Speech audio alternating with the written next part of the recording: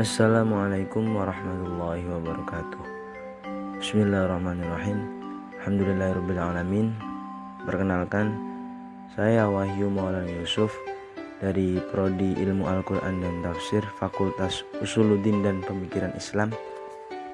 Mengenai tugas mata kuliah pengantar linguistik dan filologi yang diampu oleh Bapak Ahmad Yafiq Mursyid, Magister Agama.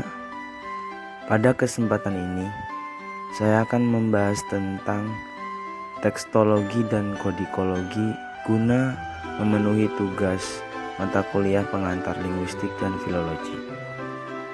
Langsung saja, adapun tekstologi, yaitu merupakan ilmu yang mengkaji semua aspek seluk-beluk sebuah naskah teks.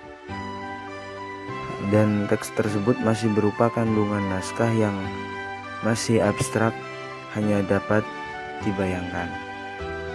Teks ini bisa berupa lisan, tulisan, atau cetakan. Adapun isinya itu berupa ide, amanat pengarang.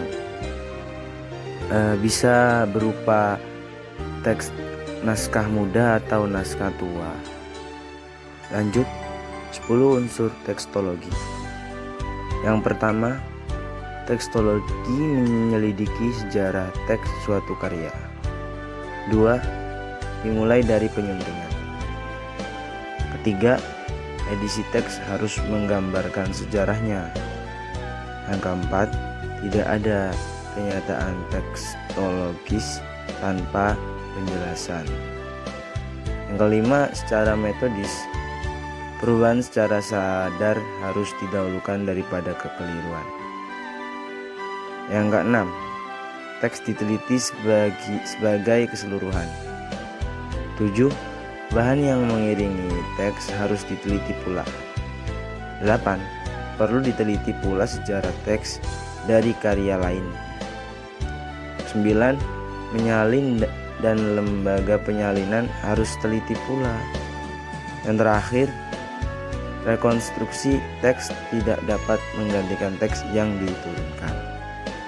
Adapun langkah-langkahnya, yang pertama yaitu dengan membandingkan. Yang kedua, mengkonstruksi istilah. Yang ketiga ada istilah seperti arketip, hiperektip, omega, alfa, dan beta. Langkah yang terakhir, emendasi, yaitu perbaikan atas kesalahan-kesalahan di dalam teks. Lanjut, metode penyuntingan. Metode penyuntingan ini dibagi menjadi 2, yaitu edisi naskah tunggal dan edisi naskah jamak. Edisi naskah tunggal ini diawali dari pencarian di katalog, kemudian disimpulkan Codex Unicus.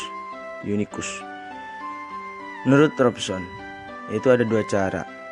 Yang pertama, edisi diplomatik dan edisi kritik. Kemudian edisi naskah jamak, yaitu ada 2 bagian metode landasan. Menurut tafsiran peneliti, naskah-naskah yang ditemukan berbeda nilai, atau pilih salah satu berdasarkan tujuan. Metode gabungan. Peneliti memandang naskah-naskah itu kualitasnya hampir sama, kemudian menggabungkan beberapa bagian dengan bagian yang lain. Lanjut, struktur penelitian filologi. Yang pertama, ada pendahuluan. Kedua, konteks umum naskah. 3, naskah yang dikaji. 4, kritik teks.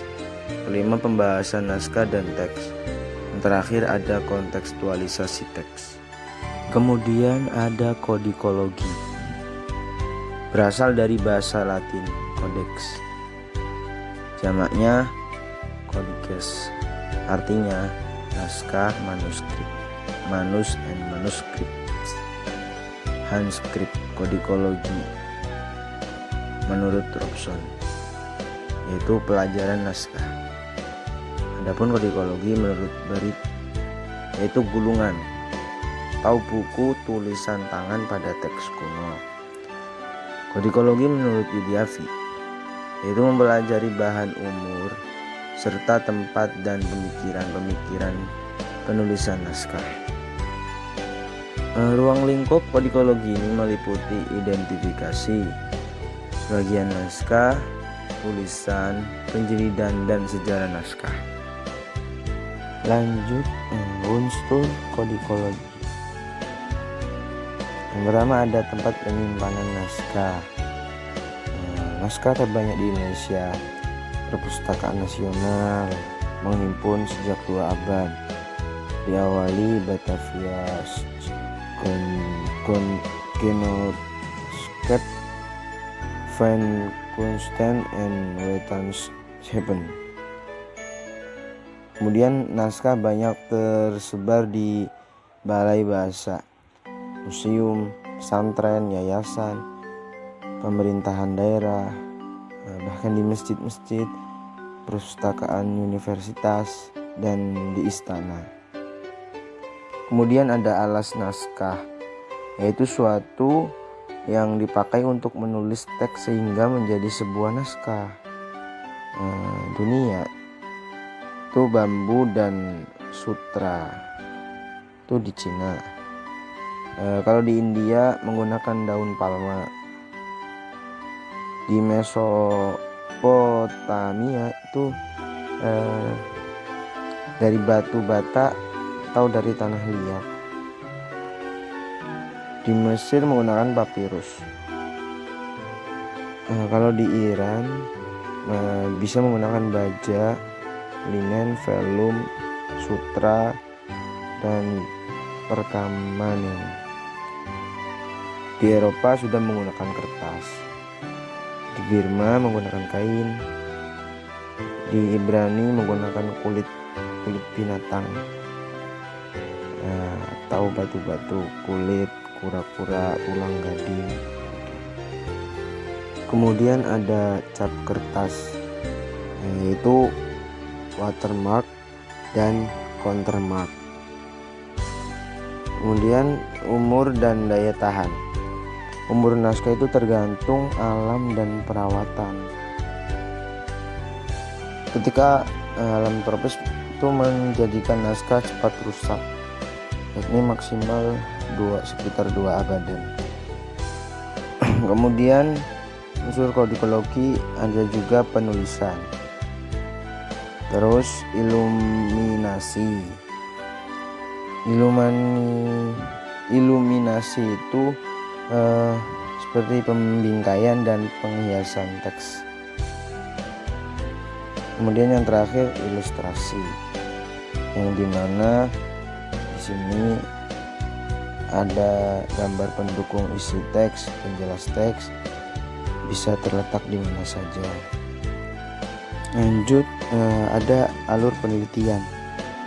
Diawali dengan penentuan teks, kemudian inventarisir teks, deskripsi naskah, kemudian perbandingan naskah dan teks, dilanjut dengan suntingan teks, kemudian ada terjemahan teks, yang terakhir ada analisis isi.